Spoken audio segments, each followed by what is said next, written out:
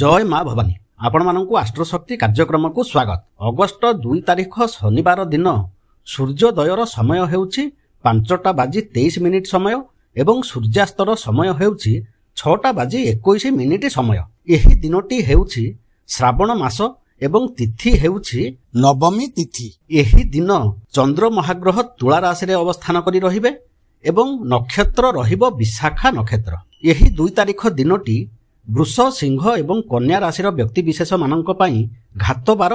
सेथिपाई एही दिन एही राशिर व्यक्ति विशेष माने कोनोसी प्रकार शुभ कर्म करिबा उचित नुहे। राहु काल एही दिन 8:39 समय रु आरंभ होई 10:15 मध्यरे रहुथिबारु एही समय रे कोनोसी प्रकार शुभ कार्य वर्जनीय। आसंतु जानिबा मेषरु मीन राशिर व्यक्ति विशेष माने एही अगस्ट 2 तारिख दिन कौन सबु शुभ अशुभ फल भोग करिवे एवं कौन प्रतिकार उपाय कले अशुभ फल को दूर करी शुभ फल को अधिक मात्रा रे पाई पारिबे। मेष राशि व्यक्ति विशेषंक पई दुखर समय, प्रिय जन दूर हेबार समय, छोट एवं दूर यात्रा करिवार संभावना, मानसिक स्थिति ठीक रहिले मध्य किछिटा दुख भोगर संभावना, यात्रारू लाभ एवं कष्ट उभय मिलिबो। सरकारी कर्मजीवी माने यात्रा जोगु लाभवान हेबे। बेसरकारी चाकरिया माने दूर यात्रा करि पारंती।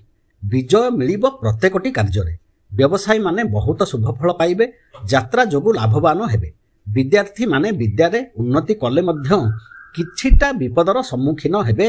मन जोग ठीक रे लगाई पारिबे नाही। प्रेम प्रणय पई अचानक सुखबर पाइबे, किंतु सतर्क रहिबा मध्य आवश्यक। पति पत्नीक मध्यरे उत्तम संपर्क रहिबो। पारिवारिक जीवन सुखप्रद हेबो। स्वास्थ्यगत समस्या जोगु यात्रा जोग रहिछि। वृष राशि व्यक्ति विशेषंक पई आकस्मिक धन प्राप्तिर संभावना, धन क्षयर मध्य संभावना। किछि विपद एवं दुर्घटना जोगु धन क्षय होई पारे। शत्रु पराजित हेबे, ऋण परिशोध करिवे किंबा सेथिपई रास्ता मिलिबो। सरकारी कर्मजीवी माने शुभ फल पाइबे, प्रशंसा भाजन हेबे। चाकरी वृत्ति पई चेष्टा थिले शुभ फल मिलिबो। बेसरकारी चाकरिया माने सतर्क रुहंतु, अनैतिक कार्य करंतु नाही। यात्रा समय रे सजाग रुहंतु। क्षय क्षतिर समय, व्यवसायी माने अधिक लोभरे पड़ंतु नाही। बुझी विचारी प्रत्येकटी कार्य को करंतु। अचानक धन हानिर समय थिबारु सतर्क रुहंतु।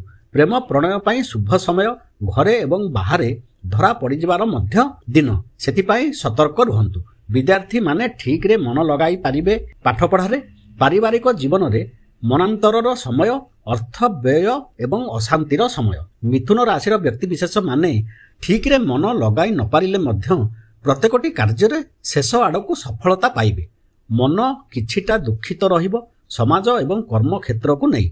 सरकारी चाकरिया माने सतर्क होई कार्य करंतु। अनैतिक रोजगाररू निजकू दूरेई रखंतु। बेसरकारी चाकरिया माने सुविधा सुजोग पाइले मध्य बुझी विचारी कार्य करंतु। मन भल रहिबो नाही। विद्यार्थी माने एवं चाकरी वृत्ति पई आशायी माने शुभ फल पाइबे। प्रेम प्रणय रे नुआ साथी मिलिबार संभावना, यात्रा करिबार संभावना। पारिवारिक जीवन सुख शांतिपूर्ण रहिबो।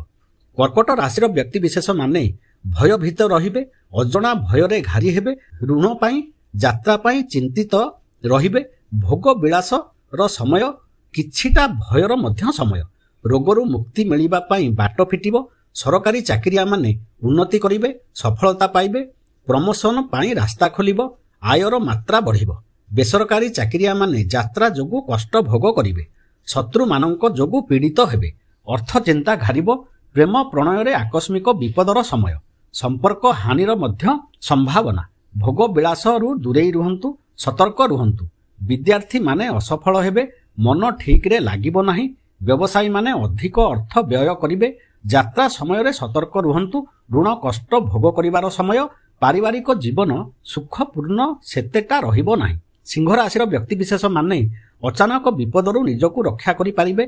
छोट यात्रारू लाभवान हेबे। नूतन सुविधा सुजोग मिलिबो।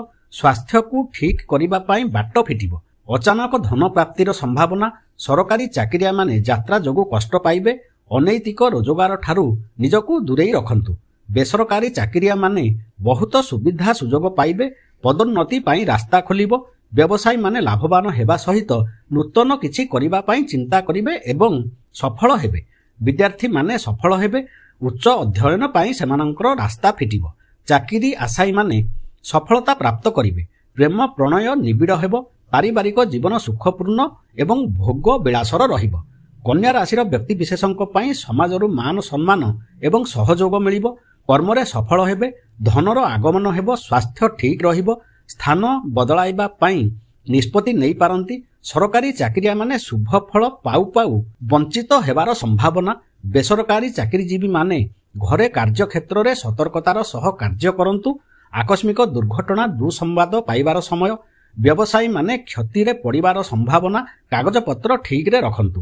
ବିଦ୍ୟାର୍ଥୀମାନେ ଚଞ୍ଚଳ ମନ ହେଲେ ମଧ୍ୟ ଶୁଭ ଫଳ ପାଇବେ। ଯାତ୍ରା ଯୋଗ ରହିବ। ପ୍ରେମ ପ୍ରଣୟରେ ଯାତ୍ରା ଏବଂ ଭୋଗ ବିଳାସର ସମୟ। ଖର୍ଚ୍ଚର ମଧ୍ୟ ସମୟ। ପାରିବାରିକ ଜୀବନରେ କିଛିଟା ଅଶାନ୍ତି ଆସିପାରେ, କିନ୍ତୁ ଧନ ମନ ଠିକ୍ ରହିବ। ତୁଳା ରାଶିର ବ୍ୟକ୍ତିବିଶେଷମାନେ ଯାତ୍ରା କରିପାରନ୍ତି। ଶତ୍ରୁ ଦମନ ହେବେ। ଚାକିରି ବୃତ୍ତି ପ୍ରାପ୍ତ କରିବା ପାଇଁ ଶୁଭ ଦିନ। ନୂତନ କାର୍ଯ୍ୟ ଆରମ୍ଭ କରିବେ। ନୂତନ ସୁବିଧା ସୁଯୋଗ ମଧ୍ୟ ମିଳିବ। ସ୍ୱାସ୍ଥ୍ୟ ଠିକ୍ ହେବାକୁ ଲାଗିବ ଏବଂ ଠିକ୍ ରହିବ। ସରକାରୀ ଚାକିରିଆମାନେ ଶୁଭ ଫଳ ପାଇବେ। ଉନ୍ନତିର ସମୟ ସେମାନଙ୍କ ପାଇଁ। ବେସରକାରୀମାନଙ୍କ ପାଇଁ ଯାତ୍ରାର ସମୟ, ଖର୍ଚ୍ଚର ସମୟ। ବ୍ୟବସାୟୀମାନେ ଯାତ୍ରା ଯୋଗୁଁ ଲାଭବାନ ହେବେ। ବିଦ୍ୟାର୍ଥୀମାନେ ବହୁତ ସଫଳତା ପାଇବେ। ଉଚ୍ଚ ଶିକ୍ଷା ପାଇଁ ରାସ୍ତା ଖୋଲିବ। ପ୍ରେମ ପ୍ରଣୟ ପାଇଁ ବହୁତ ଶୁଭ ସମୟ। ନୂତନ ବନ୍ଧୁ ମିଳିବାର ସମୟ। ପାରିବାରିକ ଜୀବନ ଶାନ୍ତିପୂର୍ଣ୍ଣ ଭୋଗ ବିଳାସ ଯୁକ୍ତ ହେବ। ବିଛା ରାଶିର ବ୍ୟକ୍ତିବିଶେଷମାନେ ଖର୍ଚ୍ଚ ଯୋଗୁଁ ପୀଡ଼ିତ ହେବେ। ସ୍ୱାସ୍ଥ୍ୟ ହାନି ଏବଂ ଦୁର୍ଘଟଣା ଯୋଗୁଁ ଅର୍ଥହାନି ହେବ। ଅନୈତିକ ରୋଜଗାର ଠାରୁ ନିଜକୁ ଦୂରେଇ ରଖନ୍ତୁ। ଠିକ୍ରେ ଚିନ୍ତା କରି ନିଷ୍ପତ୍ତି ନିଅନ୍ତୁ। ସରକାରୀ ଚାକିରିଆମାନେ ଶୁଭ ଫଳ ପାଇବେ। ଯାତ୍ରା କିମ୍ବା ଟ୍ରାନ୍ସଫରର ସମ୍ଭାବନା। ଯାହା ବି ହେଉ କିଛିଟା ଲାଭବାନ ହେବେ। ବେସରକାରୀମାନଙ୍କ ପାଇଁ ଧନ ପ୍ରାପ୍ତିର ସମୟ ଏବଂ ପଦୋନ୍ନତିର ମଧ୍ୟ ସମୟ। ଶତ୍ରୁମାନେ ଏହି ସମୟରେ ନାଶ ହେବେ। ବ୍ୟବସାୟୀମାନେ ସମସ୍ତ ପ୍ରତିବନ୍ଧକ ଦୂର କରି ଆଗେଇ ଯିବେ। ଋଣ ଚାହୁଁଥିଲେ ସେଥିପାଇଁ ବାଟ ଫିଟିବ। ସଫଳ ହେବେ। ଚାକିରି ବୃତ୍ତି ପାଇଁ ଆଶାୟୀ ବିଦ୍ୟାର୍ଥୀମାନଙ୍କ ପାଇଁ ରାସ୍ତା ଖୋଲିବ। ପ୍ରେମ ପ୍ରଣୟ ପାଇଁ ସତର୍କତାର ସମୟ। ଶତ୍ରୁଙ୍କ ଯୋଗୁଁ ଅସୁବିଧାରେ କିଛି ମାତ୍ରାରେ ପଡ଼ିବେ। ସତର୍କ ରୁହନ୍ତୁ। ଗୃହରେ ଅଶାନ୍ତି ଦେଖାଯିବ। ପାରିବାରିକ ଜୀବନ ସୁଖପୂର୍ଣ୍ଣ ଏବଂ ଭୋଗ ବିଳାସର ରହିବ।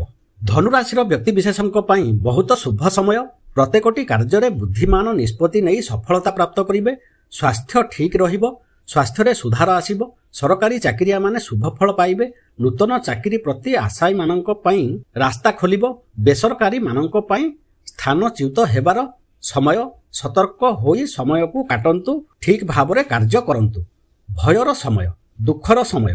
ବ୍ୟବସାୟୀମାନଙ୍କ ପାଇଁ ଧନ ନାଶ ହେବାର ସମ୍ଭାବନା। ଜଗି ରହି କାର୍ଯ୍ୟ କରନ୍ତୁ। ବିଦ୍ୟାର୍ଥୀମାନେ ଚାକିରି ବୃତ୍ତି ପାଇଁ ରାସ୍ତା ପାଇବେ। ସଫଳତା ପ୍ରାପ୍ତ କରିବେ।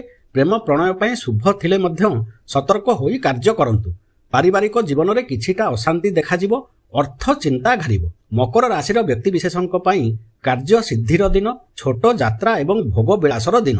ଶତ୍ରୁମାନଙ୍କ ପାଇଁ ଏବଂ ଋଣ ପାଇଁ ଚିନ୍ତିତ ହେଲେ ମଧ୍ୟ ସମସ୍ତ ଅସୁବିଧା ଦୂର ହେବା ପାଇଁ ବାଟ ଫିଟିବ। ସୁବିଧା ସୁଯୋଗ ମିଳିବ। ସ୍ୱାସ୍ଥ୍ୟରେ ସୁଧାର ଆସିବ। କର୍ମକ୍ଷେତ୍ରରେ ପ୍ରଶଂସିତ ହେବେ। ମାନ ସମ୍ମାନ ବୃଦ୍ଧି ହେବ। ସରକାରୀ ଚାକିରିଆମାନେ କିଛିଟା ଦୁଃଖଦ ସ୍ଥିତିର ସମ୍ମୁଖୀନ ହେବେ। ସତର୍କ ରୁହନ୍ତୁ। ଅନୈତିକ ରୋଜଗାର ଠାରୁ ଦୂରେଇ ରୁହନ୍ତୁ। ବେସରକାରୀମାନେ ଭୟଭୀତ ଚିନ୍ତିତ ରହିବେ। ଶତ୍ରୁଙ୍କ ଯୋଗୁଁ ପୀଡ଼ିତ ହେବେ। ବ୍ୟବସାୟୀମାନଙ୍କ ପାଇଁ କ୍ଷତିର ସମୟ। ଋଣ ଚିନ୍ତା ଘାରିବ। ଶତ୍ରୁମାନେ ଅସୁବିଧାରେ ପକାଇବେ।